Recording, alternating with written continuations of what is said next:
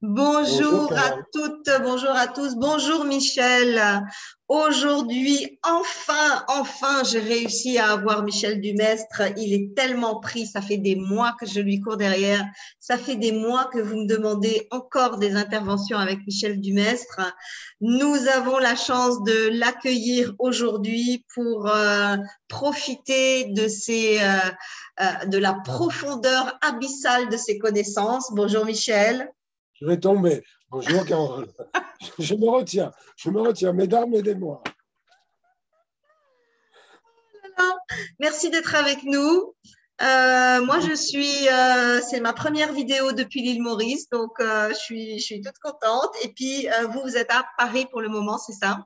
Oui, pour quelques jours encore. Pour quelques jours encore, ok. Après, Alors, je regagne mon bunker, mon abri anti-atomique. en Espagne. Oui, en Espagne, oui, oui. Ouais, ok.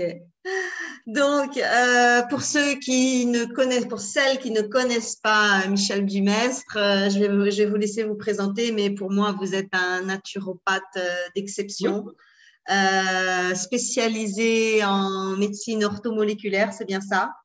exact. Voilà. Voilà. J'ai Et commencé, pardon. ouais, allez-y, allez-y. Donc, j'ai commencé par étudier la philosophie, euh, puis l'agriculture biologique, et enfin la biologie, et aux États-Unis, un doctorat en naturopathie. D'accord. Ce qui m'a permis, ce que je n'aurais pas pu faire en France, de rencontrer l'école de médecine orthomoléculaire, celle qui a été fondée par le double prix Nobel Linus Pauling, prix Nobel de chimie et prix Nobel de la paix. C'est un homme unique au monde qui avait un très grand cœur et une intelligence très vive, puisque la double hélice de l'ADN au niveau du collagène de Crick et Watson, ben, il l'avait découverte avant. Mais comme on lui avait enlevé son passeport pour des raisons politiques d'opposition à l'armement nucléaire et aux essais nucléaires à ciel ouvert, il n'a pas pu déposer avant Crick et Watson, mais peu importe, il a quand même été récompensé par le Nobel de chimie en 1954 et en 1962, lorsque Kennedy est arrivé au pouvoir, il a reçu le Nobel de la paix pour son engagement contre les essais nucléaires. Voilà. D'accord. Et il mettait en garde l'humanité contre les retombées sur l'environnement de toutes ces manipulations militaires et civiles. Bien. Ok. Donc, j'ai eu la chance de fréquenter cette école de médecine. Aux États-Unis, on peut assez facilement rentrer en contact avec les grands ténors qui deviennent assez naturellement des mentors. J'ai donc pu rencontrer des gens brillants comme Dr. Kleiner, Dr. Cathcart, qui avaient ouvert les voies, ou Dr. Jordan, qui avaient ouvert les voies de la pratique de la médecine orthomoléculaire. En un mot, qu'est-ce que la médecine orthomoléculaire? J'allais vous poser la question. Qu'est-ce que c'est l'orthomoléculaire? Voilà. Alors, la phrase qui résume le mieux la pratique de la médecine orthomoléculaire est la suivante. Orthos, bien sûr, la bonne molécule. Trouver la bonne molécule au bon moment. Autrement dit, le résumé, c'est nous ne sommes pas malades par manque de médicaments, mais nous ouvrons la parenthèse, qui peuvent sauver la vie dans des circonstances d'urgence. Oui, bien sûr. Irremplaçables. Bien sûr. Irremplaçables. Bien sûr. Fermons la parenthèse. Mais nous sommes malades par déséquilibre nutritionnel en éléments non brevetables. Très important, comprendre que la médecine orthomoléculaire, c'est la médecine qui rééquilibre les fonctions organiques parce que les éléments qui en permettent un fonctionnement parfait, à savoir les acides aminés, les vitamines, les minéraux, appelés également oligoéléments, les enzymes, etc., sont présents et vérifiables à travers des analyses. Donc, c'est une médecine, non pas au sens intuition holistique, puisque si on rejoint l'intuition holistique d'une intégration de l'homme dans l'univers et dans un environnement, au départ, on est quand même dans une démarche totalement scientifique. Rien de ce que nous ne proposons, Carole et moi, rien de ce qui se sera énoncé aujourd'hui ne fait pas l'objet de publications vérifiables dans des revues peer-reviewed, c'est-à-dire des revues avec comité de pairs. Pour avoir un journal scientifique, il y a des conditions juridiques qui font que vous devez avoir un certain nombre de grands diplômés qui ont eux-mêmes publié déjà des études et qui déposent et demandent leur accréditation pour ouvrir un nouveau journal scientifique. Ces journaux ne font pas de l'actualité, sinon que la plume est donnée à des rédacteurs scientifiques qui expliqueront ce qu'ils ont découvert. Un comité de lecture validera ou ne validera pas l'étude. Si elle est validée par le comité de lecture, l'étude sera publiée et s'inscrira aujourd'hui avec les moyens technologiques sur notamment PubMed, Medline. Mais alors, toutes les études scientifiques que nous avons et auxquelles vous vous référez très souvent concernant la vitamine C, c'est quand même des études scientifiques. Tout à fait, tout à fait. Toutes les études, toutes les affirmations que je vais vous proposer de partager aujourd'hui sont toutes issues de raisonnements publiés par des études scientifiques, lesquelles sont vérifiables. D'accord. OK. Juste une petite mention. Si vous allez sur PubMed Medline, vous verrez qu'il existe des centaines et des milliers de titres de journaux différents.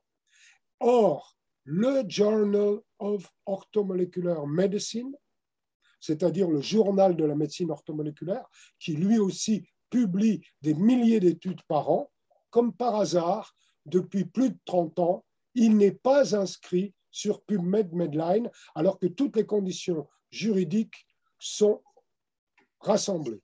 Nous écrivons tous les ans à PubMed Medline, qui est un regroupement public existant à partir des fonds publics des contribuables américains, à quel titre et au nom de quelle répression juridique ou incertitude juridique ce journal n'est pas publié. Il n'y a jamais eu de réponse. Et quelle est votre analyse là-dessus? Pardon? Quelle est votre analyse personnelle là-dessus? Pourquoi? Eh bien, le gouvernement américain fait en sorte que la communauté scientifique ne puisse pas, sans des recherches un peu plus complexes, prendre connaissance des publications de la médecine orthomoléculaire qui, toutes sans exception, débouchent sur l'usage de produits naturels non brevetables. Si ce n'est pas brevetable, on ne peut pas le vendre à un prix démentiel à un gouvernement avec lequel on va faire de la mafia de business. La vitamine C voilà. Alors, je voudrais juste rebondir sur une notion, c'est-à-dire que en fait, les molécules brevetables sont forcément des molécules chimiques ou naturelles qui ont été manipulées en laboratoire, parce que le vivant ne peut pas être brevetable. C'est bien ça, hein? C'est exactement ça. Je ne peux pas breveter la vitamine C. Je peux déposer un brevet pour un multivitamine parce que j'aurais mis au point un mélange, une formule intéressante. Mais les vitamines que composera ma formule ne sont en aucun cas brevetables. C'est ce qu'on appelle le patrimoine de l'humanité. Voilà. Et quand quelque chose est breveté, voilà, il y a eu manipulation. Voilà. Ok, très bien. Néanmoins, il s'y efforce. Donc, on voit parfaitement les labos isoler un principe actif dans une plante et sortant le principe actif du totem de la plante, arrive et puis modifiant avec un petit truc, ou un ajout d'hydrogène ici ou de calcium là, boum, on arrive à sortir une formule qui est brevetable. Ouais. C'est ça. Voilà. Mais en tout cas, pour ceux qui nous écoutent et qui ne sont pas du tout au courant de tout ça, c'est important de le dire. Si c'est breveté, ça a été manipulé ou alors c'est complètement chimique. Mais quand on va chercher des molécules naturelles, c'est impossible de les breveter et c'est donc de là qu'est issue la médecine orthomoléculaire. Absolument. Exactement, non brevetable.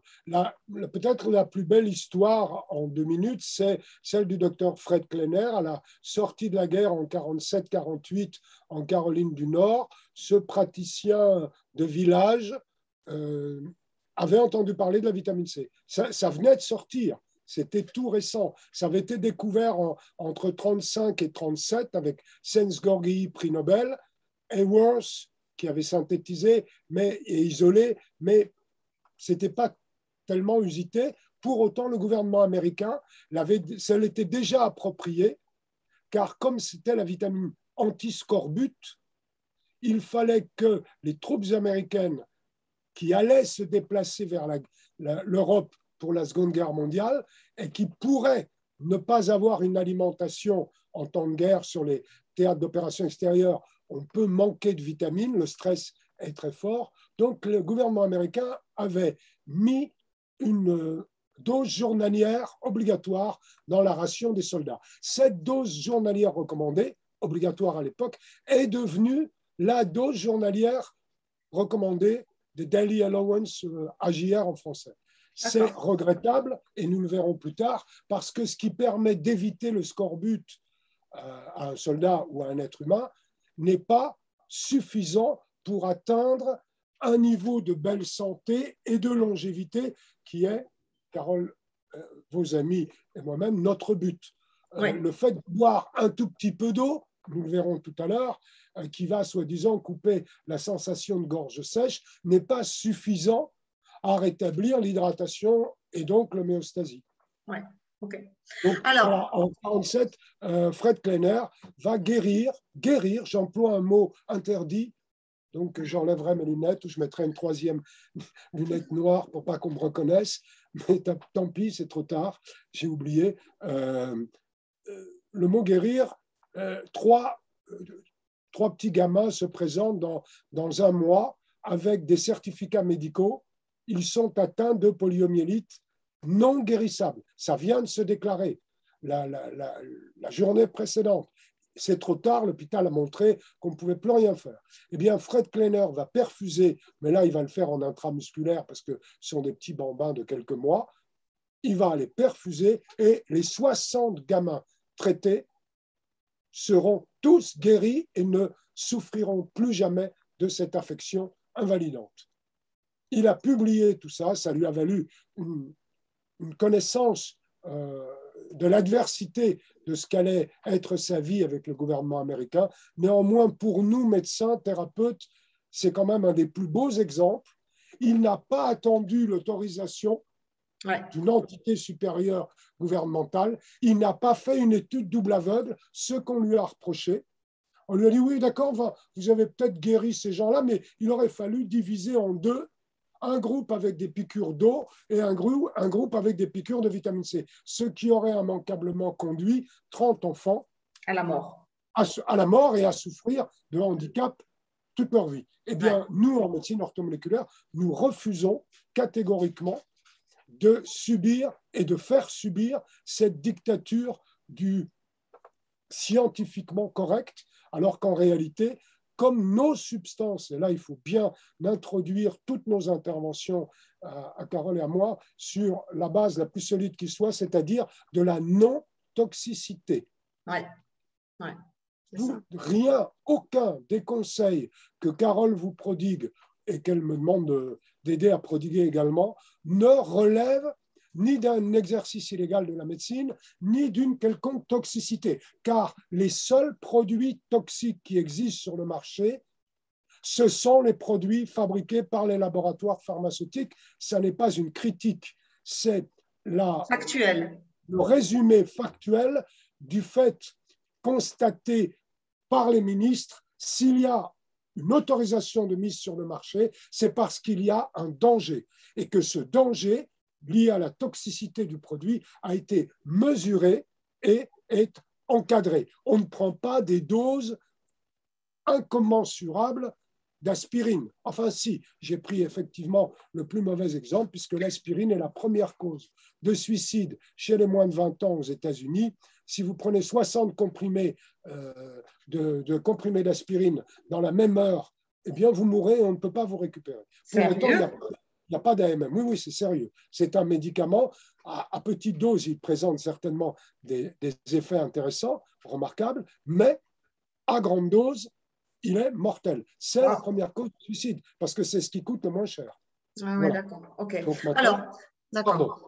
Non, non, non, reprenez. non. Alors aujourd'hui, nous allons aborder un sujet transversal, un sujet qui a fait couler beaucoup d'encre. Il s'agit de l'eau. On a tout dit sur l'eau. On a tout dit sur les méthodes d'hydratation. On a tout dit sur comment boire, quoi boire, pourquoi boire. Mais il semblerait que vous avez une approche qui soit, encore une fois, assez différente et assez alternative. Et j'aimerais vraiment qu'on puisse en savoir un petit peu plus sur cet aspect-là. Comment être parfaitement hydraté de nos jours avec les ressources que nous avons? Alors, c'est très intéressant parce que ça semble tellement évident que notre conversation pourrait paraître superfétatoire, inutile et une envolée lyrique. Est-ce que je pourrais avoir un verre d'eau, s'il vous plaît, madame? Melania, por favor. Agua, agua. C'est vrai, hein, c'est vrai, j'ai soif. Effectivement, pourquoi ça apparaît tellement évident? Parce que quand j'ai soif, je bois. Ouais. Si c'était aussi simple que ça, on n'aurait pas la possibilité de lire l'excellent ouvrage que je vous recommande, qui est celui écrit donc par ce médecin iranien qui s'appelle Feridun Batmangelic, que Carole vous a déjà présenté, et qui traite des dangers de la déshydratation. Cet homme était médecin lorsqu'arrive le changement de régime entre le Shah et l'ayatollah Khomeini. Donc, sa famille ayant fait cause pour le Shah, est obligé de s'enfuir. Une partie sont emprisonnés. Lui-même est emprisonné. L'emprisonnement d'un médecin qui n'avait jamais rien fait de mal, ni bien sûr pas de politique, lui a quand même permis d'être embauché, non plus comme prisonnier, mais comme médecin de la prison, médecin prisonnier. Il n'avait évidemment aucun médicament, peut-être même pas un stéthoscope. Je l'ai connu en 2003 aux États-Unis. Il est mort, hélas, maintenant. C'était un homme adorable qui avait, pendant toute sa détention, simplement des verres d'eau à la disposition de ces malades qui étaient des prisonniers. Vous imaginez que le stress et les ulcères à l'estomac, alors là je m'adresse à beaucoup de gens qui peuvent être de vos amis, qui ont des souffrances, des douleurs gastriques, des remontées acides, et qui pourraient les traiter avec des médicaments antiacides, ce qui n'est pas la bonne solution. On va voir pourquoi. Feridun Batmangelic avait seulement des verres et de l'eau. Donc, il voyait les gens arriver dans sa consultation et il n'avait aucun médicament. Par vengeance politique, évidemment, le nouveau régime n'allait pas donner des médicaments pour soigner des anciens adversaires. Feridun a travaillé comme un bon médecin avec une capacité de faire de la clinique sérieuse et il a pu déceler sur 3000 ulcères l'estomac traités, 3000 guérisons uniquement avec des verres d'eau. Ce n'est pas de la vantardise, puisqu'il a choisi, à la fin de sa détention, de rester médecin de la prison, de ne pas rentrer chez lui, sauf le soir, parce que là, son temps s'étant écoulé, il n'avait plus d'obligation de rester la nuit dans la prison, il n'était plus prisonnier, il était un homme libre, et il a travaillé gratuitement pour la prison des Vannes, qui est célèbre pour sa cruauté, comme médecin, pour pouvoir avoir une cohorte de patients à sa disposition et les suivre. Quand vous êtes prisonnier, vous avez probablement beaucoup de chances de ne jamais revoir soit la liberté, soit de conserver la vie, le seul interlocuteur un peu humain qui existe dans une prison, c'est le médecin. Ouais. Et donc, ils allaient le voir. Donc, il a continué ce travail parce que cette chaîne humaine qui avait été créée, cette chaîne pourrait lui permettre d'aboutir à un raisonnement plus solide. Ouais. Et il a obtenu, au grand étonnement du directeur de la prison, le droit de rester un an de plus pour continuer ce travail avec les malades, enfin avec les prisonniers. Et quand il est sorti, il a eu l'opportunité de faire des publications. Donc, ce que Batmangelic montre, c'est que les signaux de la soif ne sont pas à interpréter comme le seul signal. Il y en a bien d'autres. Et comme les autres signaux, nous allons le voir, ne sont pas forcément pris simplement pour ce qu'ils sont, c'est-à-dire des signaux de la déshydratation, on passe à côté du problème. Ouais. Ça, c'est très grave parce que la solution, on va le voir, elle est simple. La sensation de bouche sèche est-elle la seule sensation qui me permet de savoir que je suis déshydraté? Alors, ça, c'est le modèle auquel on se réfère. Et pourtant, si on a un peu le temps d'observer, maintenant les choses sont un peu plus difficiles, il est vrai, puisque les enfants ne sont plus abreuvés avec de l'eau pure, mais avec des sodas et des cochonneries comme ça. Des sirops, beaucoup de sirops. Des sirops. Donc, il est difficile d'observer un enfant en fonctionnement normal. Ouais. Mais il en reste quand même un peu. Donc, si on le fait, et ça a été fait par des générations et des générations, il y a une constante. L'enfant boit beaucoup plus que l'adulte. Et je me rappelle des mères, voire la mienne, me dire « Mais tu as encore soif, tu as déjà bu il y a une demi-heure. » Oui, j'ai déjà bu, mais j'ai encore soif, maman. Alors, donnez-moi à boire. Et ben, l'eau, le réflexe, le besoin est là chez l'enfant. Je me rappelle à chaque fois qu'on avait une récréation, on se précipitait tous, quasiment tous, vers les lavabos pour appuyer sur le bouton, mettre la tête et boire de l'eau. Et on remarquait que les adultes, les maîtres d'école, à l'époque, je n'avais pas de maîtresse, il y avait... Mais j'ai grandi depuis. Alors, en s'hydratant, les adultes deviennent plus libres d'avoir des maîtresses. Non, pardon, je dis des bêtises. Les adultes ne buvaient pas jamais d'eau. Et ça, les enfants le remarquent, parce que comme ils observent les différences entre le monde des adultes et le monde des enfants, ce que l'adulte n'a moins le temps de faire, sauf si c'est son métier, éducation, maître d'école, maîtresse d'école, professeur, mais souvent l'adulte n'a pas trop le temps de faire toutes ces... Et l'enfant, il n'a à peu près que ça à faire, découvrir la vie. Donc on se disait avec ma soeur, ma cousine, ils boivent moins que nous. Puis après, on a oublié, parce qu'on est devenus des adultes et on s'est mis à ne pas boire. On s'est mis à ne pas boire. La sensation de soif, voilà le premier chapitre à comprendre que Batman Galich nous incite à découvrir dans son bouquin, c'est que on perd la sensation de soif à peu près à l'âge de 10 ans. Et donc après, cette sensation disparaît complètement. Cette sensation disparaît complètement et on ne boit que quand on a le bouche sèche. Ouais. Si je n'ai pas la bouche sèche, je ne bois pas. Ça, c'est une catastrophe. Alors, il y a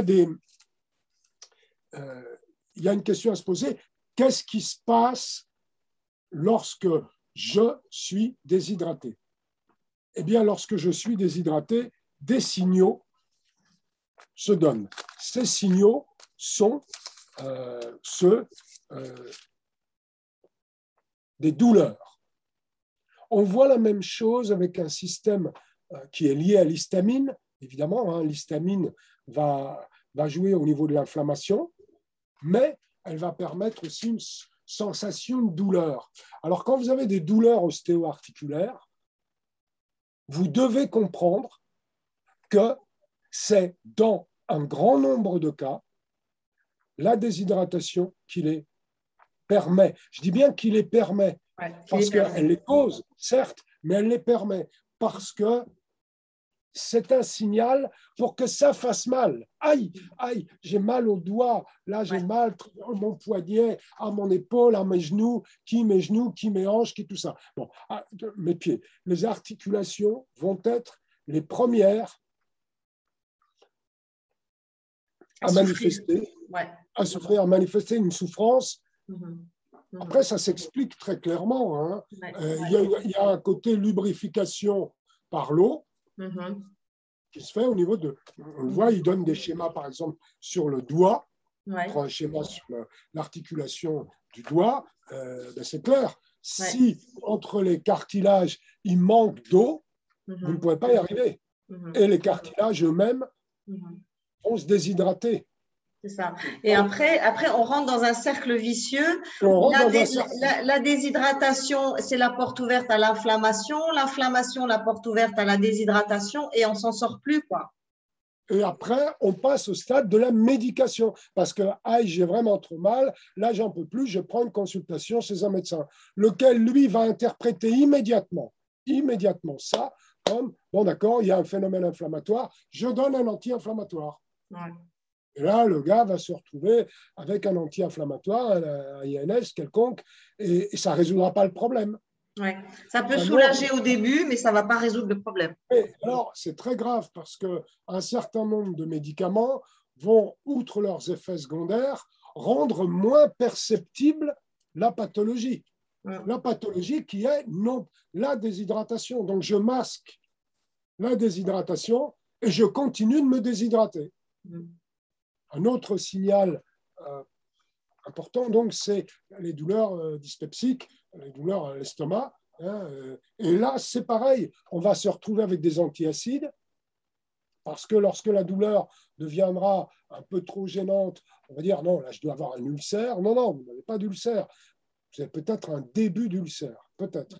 Mais le médecin ne va pas du tout interpréter le début d'ulcère, puisque, mis à part la paroi abdominale dure comme du béton, vous pouvez monter dessus et taper, ça ne bouge pas. Là, c'est un ulcère perforant, donc il faut aller aux urgences. Nous sommes d'accord. Mais ce sont des cas quand même extrêmement rares par rapport au nombre de cas de gens qui se plaignent de douleurs à l'estomac, de douleurs dyspeptiques diverses. Il y a un diagnostic qui est posé assez rapidement, c'est début d'ulcère ou ulcère. Bon. Et là, vous allez vous retrouver encore avec des antiacides qui vont couper une des capacités neurologiques d'interpréter ce qui se passe.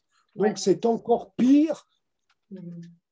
J'allais dire, c'est pas pire parce qu'il n'y a pas de moins et de plus dans cette histoire, mais encore une fois, on va masquer un symptôme et on va donc masquer la capacité à trouver la cause. Donc, deuxième cause, deuxième douleur importante, si j'ai ces douleurs de l'estomac, s'il vous plaît, pensez à ces prisonniers, à ces 3000 prisonniers, 3000 cas traités, 3000 cas guéris.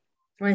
Alors, pardon, justement, dans le livre de Batman Gelid, il explique le cas d'un gars qui arrive plié en 4 de douleur et au bout de 3 litres d'eau, il se relève, merci monsieur, et puis il s'en va, quoi.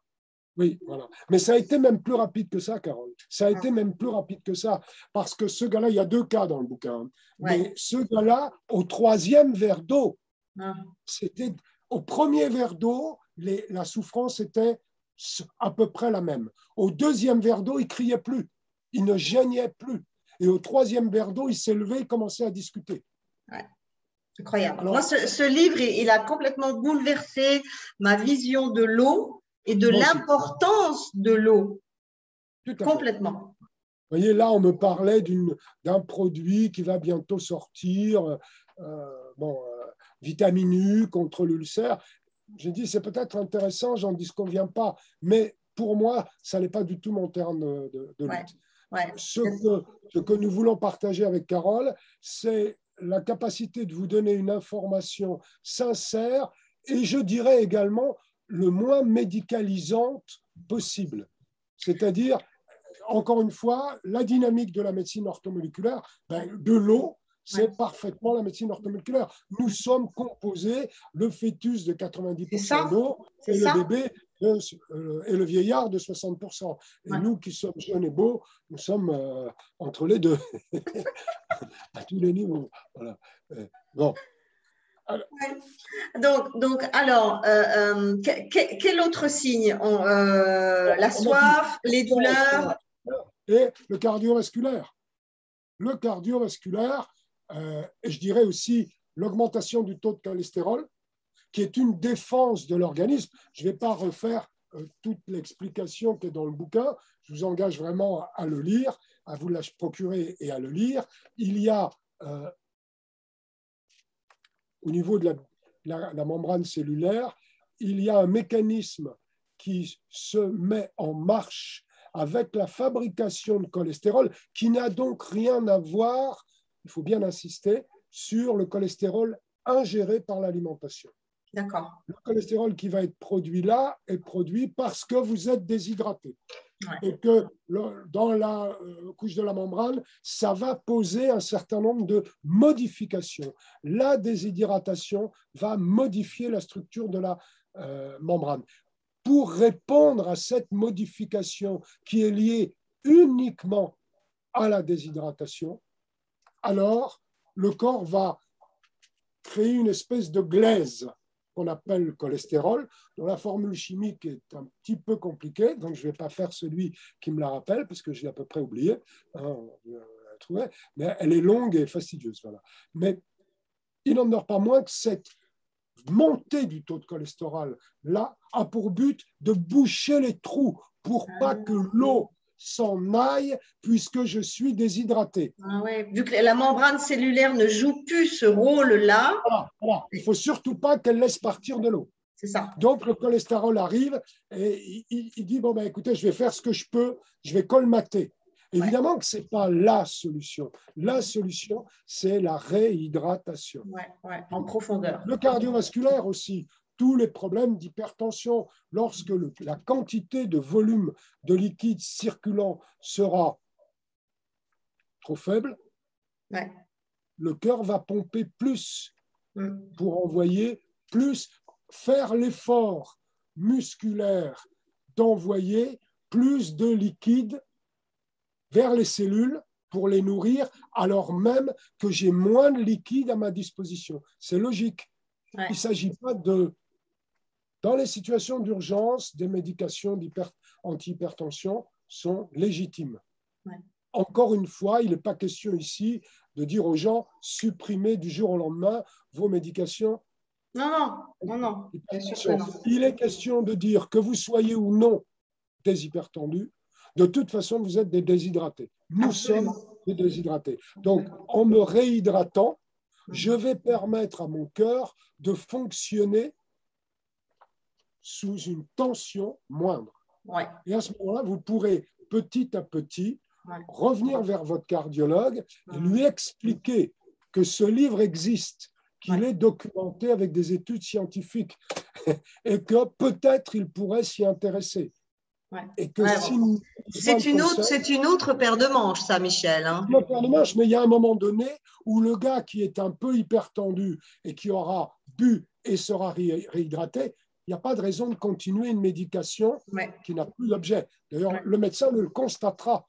Le gars, il faut le faire arrêter un peu, diminuer les doses et constater que ce n'est plus nécessaire. Ça, c'est le travail du médecin. On ne va pas prendre sa place. Il y a l'obésité. L'obésité est extrêmement liée. Alors, il y a l'obésité moderne avec ces gens qui boivent des sodas bourrés de glucose et bourrés d'acide phosphorique en quantité incroyable forte et qui ne peuvent pas revenir à un poids normal parce que tout leur métabolisme est modifié. Il faut bien comprendre que si je bois la quantité d'eau, je vais mobiliser de l'énergie, je vais fabriquer de l'énergie. L'eau, lorsqu'elle passe la membrane cellulaire, il y a un gradient de voltage, ça produit de l'énergie hydroélectrique. Cette énergie hydroélectrique se transforme en ATP, en adénosine triphosphate. Donc, en énergie pour la cellule. Je vais commencer à mincir. D'ailleurs, si vous voulez mincir intelligemment, il faut boire, il faut manger gras, il faut piquer les points d'acupuncture qui mobilisent l'énergie, mais il faut également boire de l'eau parce que tout ce qu'il y a en trop ne pourra pas servir de repas s'il n'y a pas suffisamment d'eau. Ce n'est pas possible.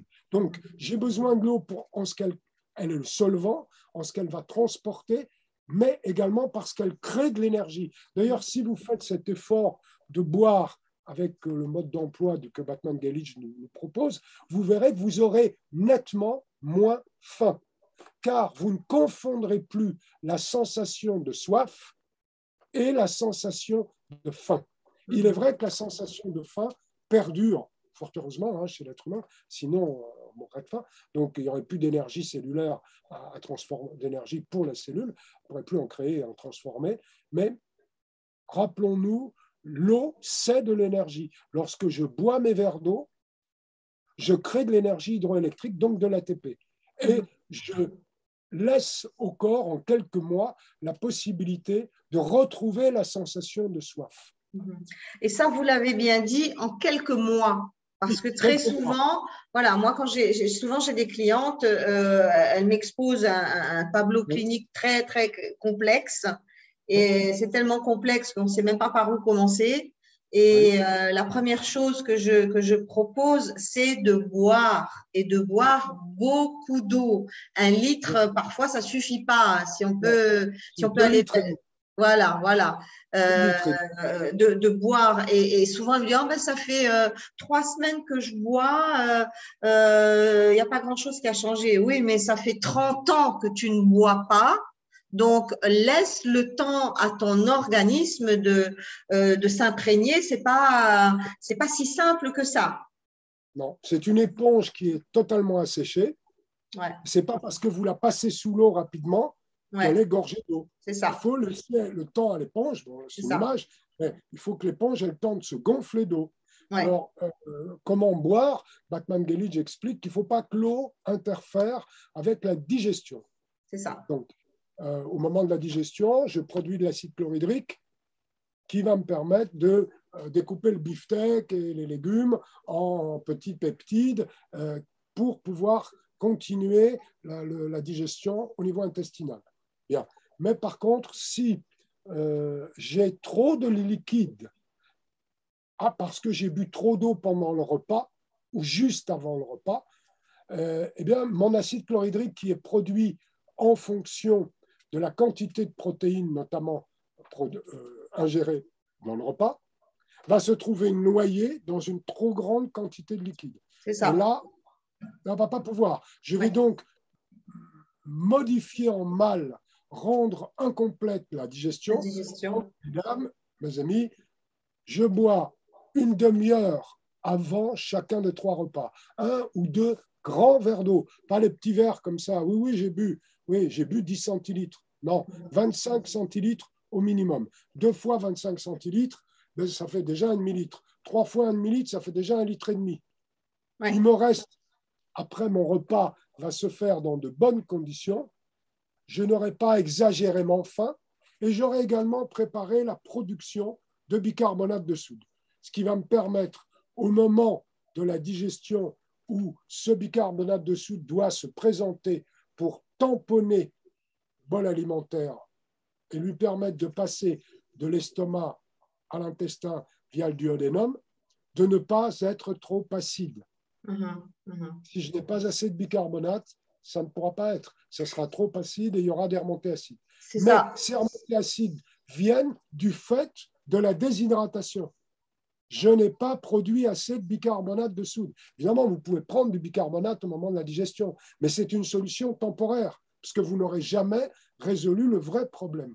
Le vrai problème étant, je ne veux pas sous-produire du bicarbonate, je veux produire la bonne dose orthomoléculaire, et la bonne dose, elle se produit toute seule lorsque le corps a suffisamment d'eau en lui une demi-heure avant le repas. Ouais. Donc, je me lève le matin, je bois 2-3 verres d'eau, je laisse passer une demi-heure, et là, je peux prendre mon petit déjeuner. Ouais. Mais si je me bois trop tôt avant le petit déjeuner, c'est ridicule. Si je bois, trop tard, c'est-à-dire je bois 1 minute avant, ça ne va pas. Si je vois qu'il faut attendre, laisser passer. Voilà, de temps de 30 minutes entre l'ingestion de la première eau et ne pas boire en mangeant, parce que ça, c'est la plus grande erreur. Ouais.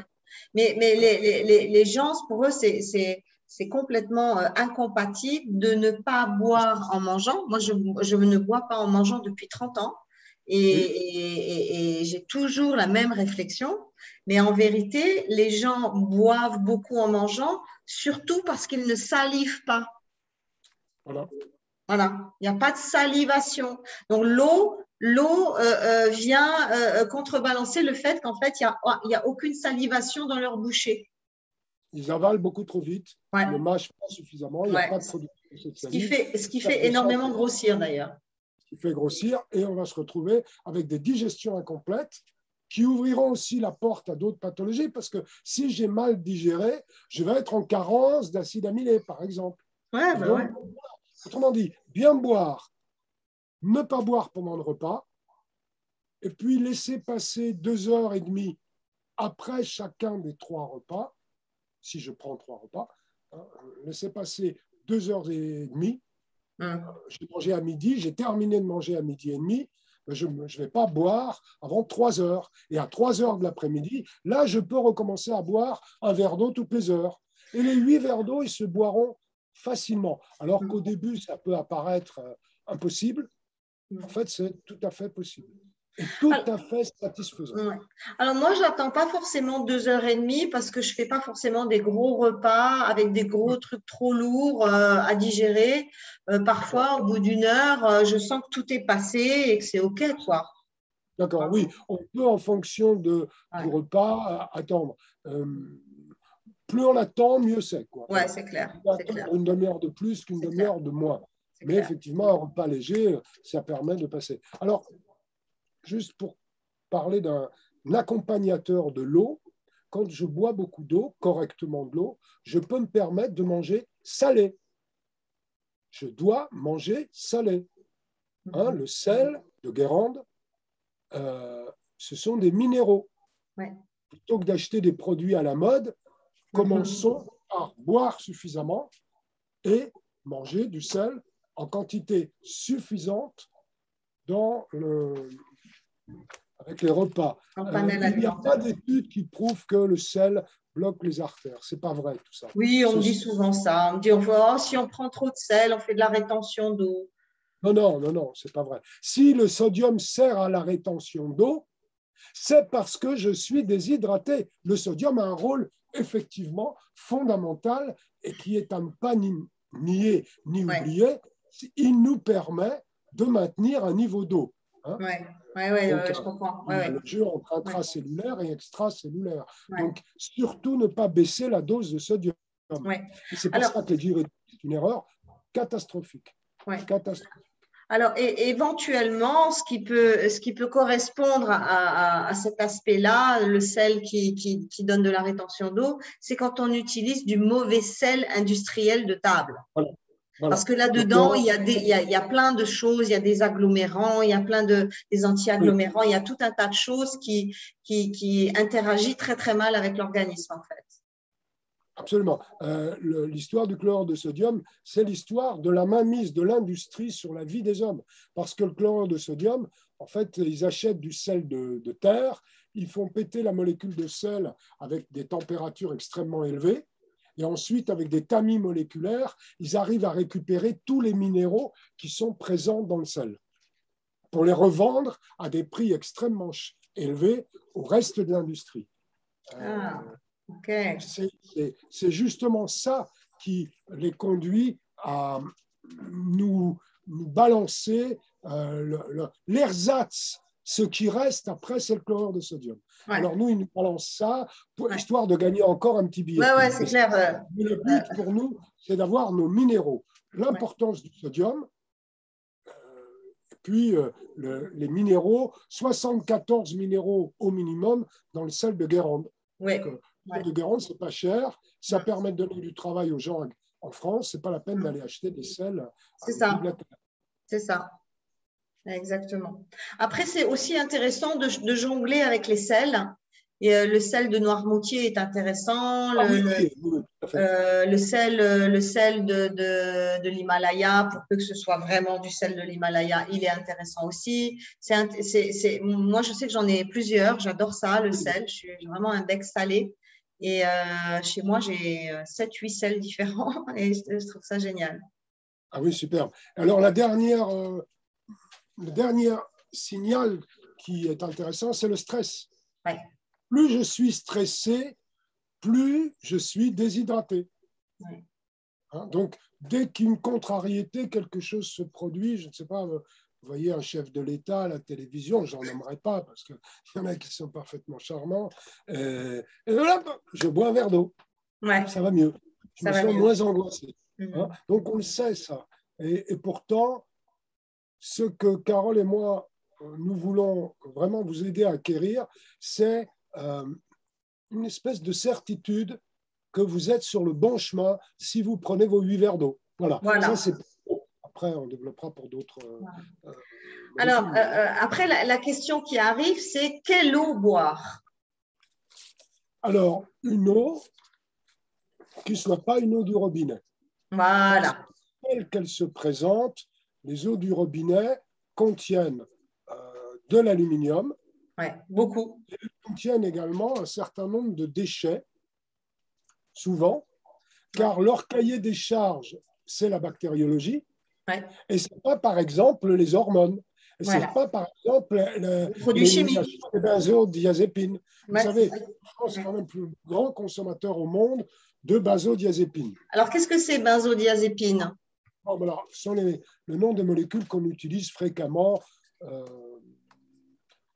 pour traiter des ordres psychiques, psychologiques, qui, Ah, sont, qui s'appellent dépression. Donc, d'accord. si vous voyez le nombre de gens déprimés en France, pourquoi nous sommes le premier consommateur de benzodiazépines? Parce OK. que nous sommes très Ouais, déprimés, dépités ouais, et ennuyés de ouais, la vie qu'on nous impose. ouais, Alors, oui, je ne sommes pas capables de changer cet état de fait, mais nous sommes capables, avec Carole, de vous aider à supporter mieux. ouais. Et donc, à partir du moment où vous aurez plus de force en vous, vous sentirez moins l'adversité, vous aurez aussi la disponibilité, notamment parce que vous aurez un taux de sérotonine plus élevé, un taux de dopamine plus élevé, de vous projeter dans le futur et de trouver des solutions pour améliorer vos vies. Ouais. Mhm. C'est ça. Je pense que si Carole avait été, qu'à Dieu me plaise, malade, souffrante, déprimée, elle n'aurait pas pu envisager un grand voyage, comme elle vient de le faire. Ça, c'est la preuve qu'elle a du dynamisme. Mhm. Ouais, c'est clair, c'est clair. Et Voilà. que j'ai des bons compléments alimentaires. Et voilà, et ce dynamisme, qui est Mhm. partie de sa nature certainement, mais qui est également lié à un bon équilibre nutritionnel qui Mhm. passe par une bonne alimentation, une bonne hydratation Mhm. et les compléments nutritionnels Mhm. orthomoléculaires qui Mhm. sont nécessaires, Mhm.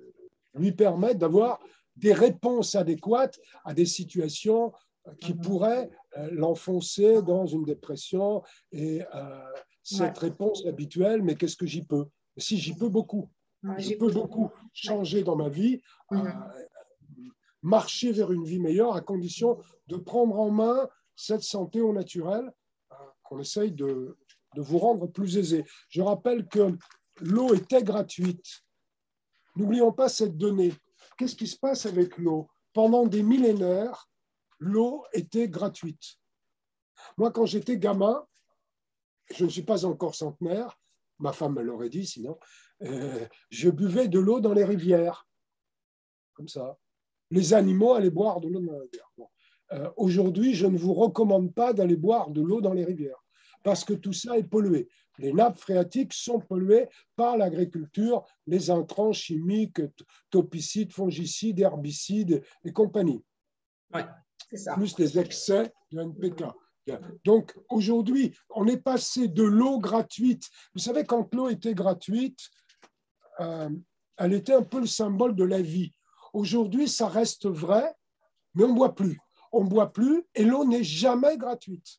Mhm. Moi, quand j'étais gamin à Paris, c'est quand même pas une ville très, très, très agréable, il y avait des petites colonnes avec des fontaines. Et quand j'allais me promener avec ma grand-mère, on s'arrêtait, on essayait de grimper sur la fontaine pour boire de l'eau.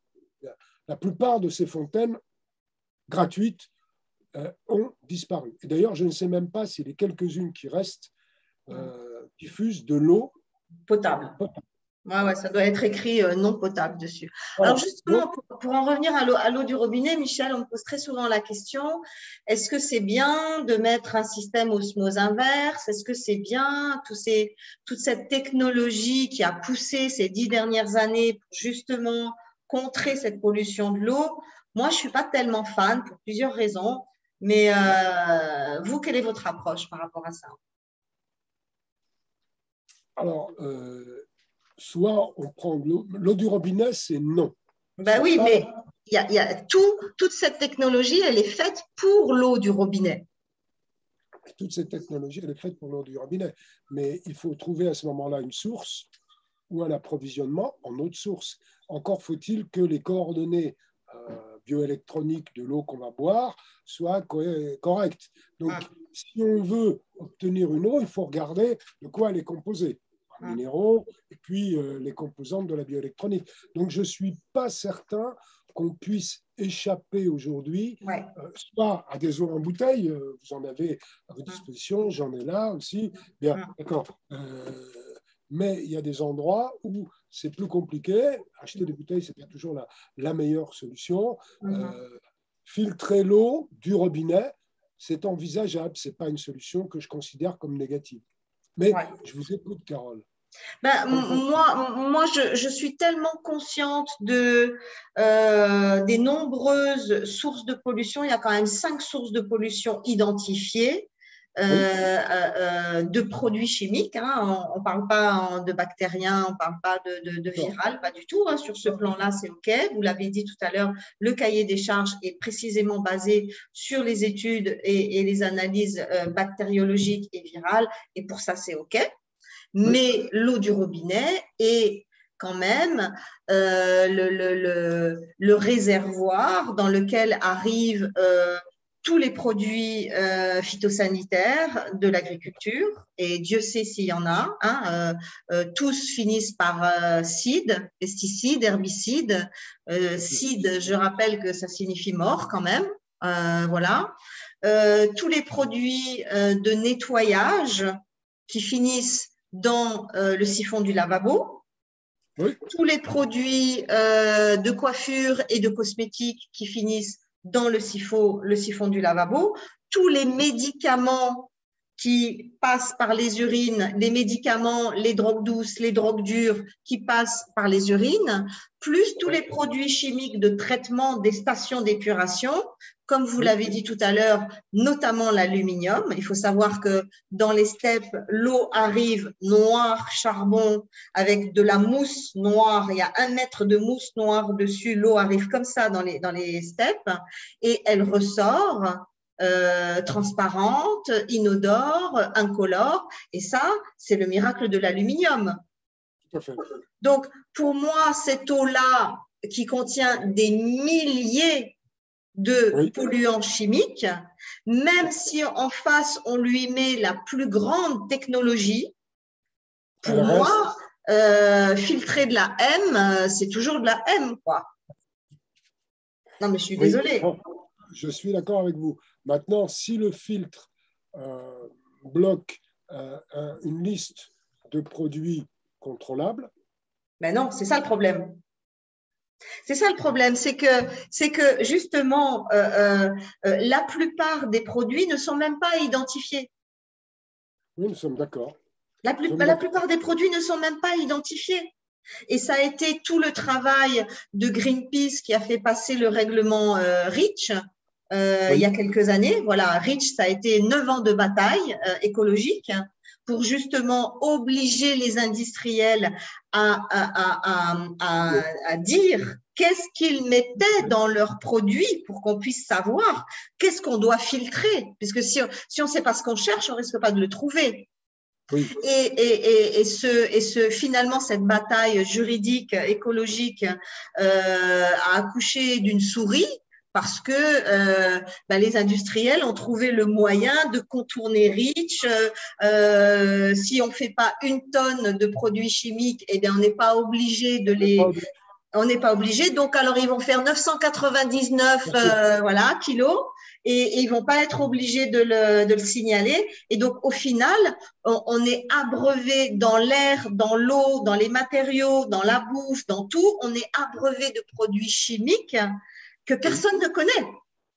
tout à fait exact. Voilà, donc quand on me dit ouais, j'ai trouvé le filtre machin, le fabricant me dit que ça filtre tout, c'est génial, épreuve scientifique à l'appui.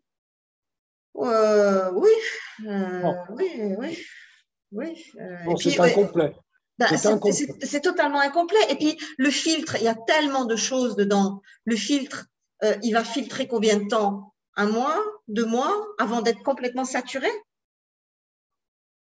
Oui, il faut que ce soit, si on veut filtrer, il faut que ce soit fait vraiment sérieusement. Ben Alors, il y oui. a une filtration qui existe qui consiste à distiller l'eau. Ouais, mais en la distillant, est-ce qu'on enlève tous les produits chimiques? Je suis pas sûre. Euh, une bidistillation, en général, après, si on fait une spectrographie de masse ou des analyses assez poussées, Mm. il ne reste pas grand-chose. Hein. Il reste vraiment pas grand-chose. Alors, la bidistillation, moi, j'ai travaillé un peu avec ça. Ouais, J'ai eu l'appareil chez moi. C'est bien, mais, il y a un mais, c'est qu'après, il faut reminéraliser l'eau. ouais, c'est ça. Parce que là, elle est, il y a zéro, il n'y a Ouais, plus rien. ouais, Alors, c'est la solution euh, peut-être la plus sérieuse, ouais. car je adhère complètement à ce que vous dites. L'infiltration, c'est imparfait. On sait ce qu'on enlève, parce que ça, on a un cahier des charges, on va dire. Ouais. Dans certains cas, certains filtres, on a un cahier des charges, donc on va pouvoir suivre ça, mais tout le reste, on ne sait pas ce que ça devient. Ouais, ouais, c'est ça. Donc, on ne sait Alors, même pas. hmm. La Alors, bidistillation, la bidistillation, alors ça, je connaissais pas. Mais par contre, j'aimerais bien votre avis sur. Alors moi, j'ai pas tellement d'avis là-dessus parce que j'ai pas été fouiller plus le sujet. On parle beaucoup justement des ultra bienfaits de l'eau distillée. Euh, oui. voilà. Moi, je pense pas. Je pense qu'il faut que l'eau contienne un certain nombre de minéraux, parce que sinon, on va être en carence. Les phénomènes d'osmose se produisent, mais pas peut-être tout à fait comme on l'interprète dans certains milieux de médecine alternative ou dans les magasins bio. Moi, je considère que s'il n'y a pas assez de minéraux dans l'eau, si mon eau est trop déminéralisée, l'eau distillée, hein, l'eau distillée, il n'y a plus rien. Ça, au niveau minéral, vous pouvez être absolument certaine que vous ne trouverez rien, surtout dans le cas d'une bidistillation. On fait une Hum, première fois, on distille encore une deuxième fois. hum, Vous avez des appareils qui permettent automatiquement la bidistillation. hum. Le, L'osmose se fera en la faveur des minéraux. C'est-à-dire que s'il manque des minéraux dans l'eau que j'apporte, alors la cellule va se déminéraliser pour passer ces minéraux dans l'eau que j'aurais apportée trop déminéralisée. Alors la réponse, elle est simple. C'est que si j'ai une eau distillée, bidistillée, je mets du sel de Guérande dedans. Ouais, d'accord. Je Mais marque j'en presque mets rien, combien? J'en mets combien? une petite pincée par Une verre d'eau. pincée. Voilà. Ouais, Une pincée. c'est Je ne vais pas par mettre verre une d'eau. cuillère. Non, ça serait trop. Mais si vous en mettez trop, vous aurez soif. Ouais, c'est Donc, vous ça. serez en situation de danger. Ouais. Si vous dites j'ai soif, ben, vous prendrez un verre d'eau sans y rajouter à ce moment-là de sel. Moi, c'est ce que je fais, je ne vous cache pas. Une Je, pincée, c'est bien. je mets du sel, oui, oui, je mets une pincée de sel dans mon Ouais. eau. Ouais. Et vous buvez quelle eau alors? Ben, quand je peux avoir de l'eau bidistillée, je prends de l'eau bidistillée. Ouais. Parce que selon les endroits où j'habite, c'est pas, je me balade pas avec mon appareil. Ouais. J'ai essayé dans les avions, ils m'ont dit non, vous êtes terroriste. Non, non. Donc, bah oui, il m'arrive aussi d'acheter des bouteilles d'eau minérale. Oui, oui, oui, oui. Bah, moi, c'est ce que je consomme hein, de toute façon. Je prends de l'eau minérale. Et à Ouais. ce moment-là, je remets quand même un peu de sel, au moins dans D'accord. 3, 4 des 8 verres d'eau. Mhm. Parce que Mhm. l'apport en minéral va réveiller au niveau électrique les cellules, ce qui est fort intéressant. Et deuxièmement, ça vous met en contact avec la possibilité de ne plus être stressé. Dès que vous remettez des minéraux, vous savez, il y a la portion sur la langue, au milieu de la langue. Je ne vais pas tirer la langue, Carole, parce que vous allez prendre ça pour vous et je ne le ferai pas. Alors, au milieu de ma langue, il y a un récepteur pour le sel. Ouais. Il y a des goûts. Hein, tout autour de la langue, il y a des sites qui isolent tel ou tel goût. Ouais. Et au milieu de la langue, on a les récepteurs au goût salé. Et donc, en mettant le matin à jeun quelques petits peu de sel sur la langue, au milieu de la langue, elle va tout de suite toucher le palais. D'autres récepteurs vont capter ce qui se passe. Et donc, là, vous allez réveiller votre fonctionnement électrique. C'est très intéressant. On sent, quand on a fait ça, quand on a mangé ces quelques grains de sel, qu'on est réveillé. D'accord. On est dans la vie. D'accord, d'accord. Ok, je vais Surtout ne tester ça. pas tomber dans la déminéralisation. Ouais. Dans la déshydratation, on en a parlé, mais attention à ne pas tomber dans la déminéralisation. Et la première chose à faire, c'est, il y a des gens qui boivent une eau, par exemple, comme Épar, qui est Ouais. très minéralisée. Ouais. De Pour moi, temps, c'est trop. Pour moi, c'est trop. voilà. De temps en temps, hein, je dis bien de Ouais. temps en temps. Pour moi, c'est Il faut beaucoup. varier à ce moment-là. Ouais. Varier les eaux, Ouais. des eaux plus minéralisées, des eaux moins minéralisées, mais il faut faire très attention. C'est pour ça que le sel de Guérande, c'est une bonne réponse. Alors vous me direz, il n'y a qu'un ton, qui est une Ouais. partie de la réponse également. Enfin, bon, sans minimiser, pas du tout mon but, de minimiser, le travail de René Quinton est exceptionnel. Donc ça, si un jour on décide d'en parler, on vous en parlera. Mais si on fait simple, c'est de l'eau de mer. Donc, je peux avoir un très bon résultat, un petit peu inférieur, certes, mais pour un coût qui n'a rien à voir, qui est beaucoup plus bas, avec quelques petits peu de sel dans Ouais. le verre d'eau. Une pincée de sel de Guérande dans la bouteille d'eau. Du sel de Guérande ou du sel de votre choix. Vous pouvez Ouais, ouais. varier, si vous avez une variété de sel, vous Ok. pouvez varier. Ok. Ok. D'accord. Très bien. Donc, bon travail. Ouais, bon travail. Ok. Bon, je pense qu'on a fait déjà pas mal le tour de la question. En tout cas, ce qui est intéressant de savoir aussi, de comprendre, c'est que c'est intéressant de boire tout au long de la journée 8 verres d'eau, plutôt que d'enquiller 1 litre d'un coup, quoi. voilà. Si vous êtes totalement déshydraté, vous supporterez le litre d'un coup. Ouais, Il va faire son travail. Mais ce ouais, n'est pas du tout la façon de fonctionner correcte. ouais, Ce sont les 8 verres d'eau, ouais, 2, 3 le matin, un dans la matinée, un demi-heure avant le repas ouais.